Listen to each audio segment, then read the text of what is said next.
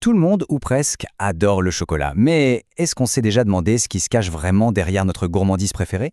Eh bien, il se trouve qu'il y a tout un monde invisible, un univers microscopique absolument fascinant qui pourrait bien détenir la clé de l'avenir du cacao.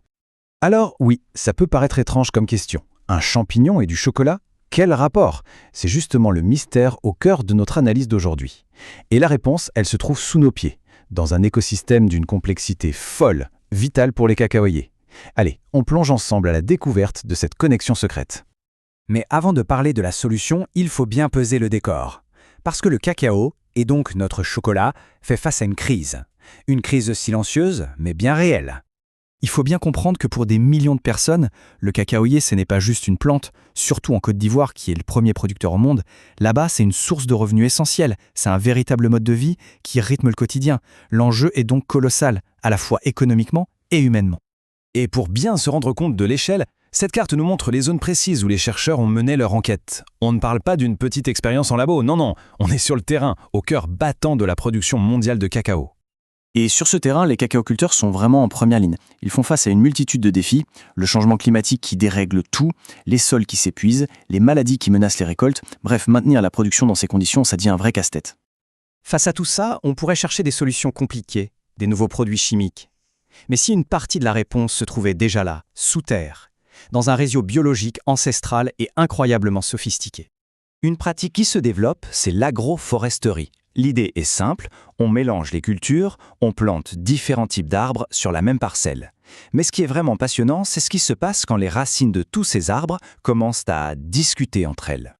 Et voici nos héros du jour, les champignons mycorhiziens à arbuscules, ou CMA. Attention, ce ne sont ni des parasites, ni des maladies. Au contraire, ils créent un partenariat gagnant-gagnant avec les plantes. En gros, ils s'installent dans les racines et agissent comme une super extension, bien plus performante pour aller chercher l'eau et les nutriments. Et cette image illustre ça à la perfection. C'est magnifique, non? Ce qu'on voit là, en bleu, au microscope, ce sont ces fameuses structures fongiques, directement à l'intérieur d'une racine de cacaoyer. C'est l'autoroute à nutriments. Le champignon nourrit la plante, et en échange, la plante lui donne les sucres qu'elle fabrique avec le soleil. Un vrai travail d'équipe. L'analogie qui marche super bien pour visualiser ça, c'est celle de l'Internet biologique, ou du Wood Wide Web, comme disent les anglophones. Ce réseau de champignons ne connecte pas juste un champignon à un arbre, non. Il connecte plein d'arbres entre eux, même d'espèces différentes, et leur permettent de s'échanger des infos et des ressources. C'est un véritable réseau social souterrain. C'est là qu'on mesure le grand écart. D'un côté, une carte qui couvre des régions entières d'un pays, de l'autre, des spores de champignons, totalement invisibles à l'œil nu. Le lien entre les deux, c'est la clé de tout. La santé de cet immense écosystème agricole dépend en fait de la vitalité de ce monde microscopique. C'est fou quand on y pense. Ok, donc les scientifiques savaient que ce réseau existait.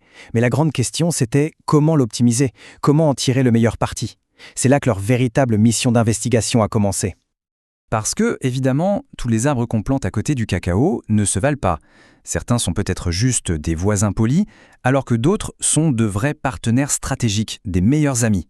L'objectif de l'étude était donc de faire le tri et d'identifier ses alliés de choix.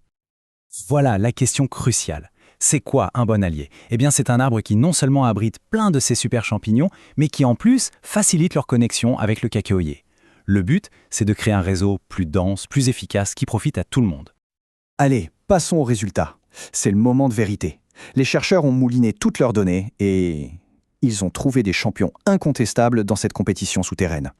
Premier critère, qui produit le plus de graines de champignons, c'est-à-dire de spores? Ce graphique est très clair. On voit deux arbres qui sortent complètement du lot, le Bechmedia mani et le Terminalia superba. Ils enrichissent beaucoup plus le sol en spores que ne le fait le cacaoyer lui-même. Ce sont de vraies usines à champignons. Mais produire des spores, c'est bien. Partager les mêmes espèces de champignons que le cacaoyer, c'est encore mieux. Et sur ce critère-là, il y a un grand gagnant, le Bechmedia mani. Encore lui. Regardez, plus de 62% des espèces de champignons qu'il héberge sont aussi compatibles avec le cacaoyer. C'est le partenaire de connexion idéal. Et ce chiffre, plus de 70%, il est super important. Il nous dit quoi? Il nous dit que cette association entre les racines et les champignons, ce n'est pas un phénomène rare ou anecdotique, au contraire. Dans les fermes étudiées, le réseau est déjà là, il est sain, il est très répandu. Il ne demande qu'à être encouragé. Bon, c'est génial toutes ces découvertes, mais concrètement, qu'est-ce qu'on en fait? C'est ça, la dernière étape. Comment on transforme cette science en action concrète pour les agriculteurs sur le terrain? La conclusion des chercheurs est sans appel. En gros, ils disent que l'étude a confirmé des liens forts entre les cacaoyers et leurs arbres compagnons. Mais surtout, elle a montré que certains de ces liens sont bien plus forts, bien plus importants que d'autres. La science a permis de mettre le doigt dessus. Alors quelle est cette fameuse Dream Team du cacaoyer? Eh bien, en se basant sur tous les critères, les chercheurs ont établi une liste. En tête, on retrouve nos 2 champions, le Belschmidia Mani et le Terminalia Superba, suivis de 3 autres alliés de choix. Voilà la recommandation très concrète qui ressort de cette étude. Et voilà pourquoi tout ça est si important. Ce n'est pas juste de la science pour la science. En choisissant de planter les bons arbres, les agriculteurs peuvent renforcer leur écosystème de manière naturelle et gratuite. Ça veut dire des fermes plus durables, moins dépendantes des engrais chimiques et surtout mieux armées pour faire face aux défis de demain.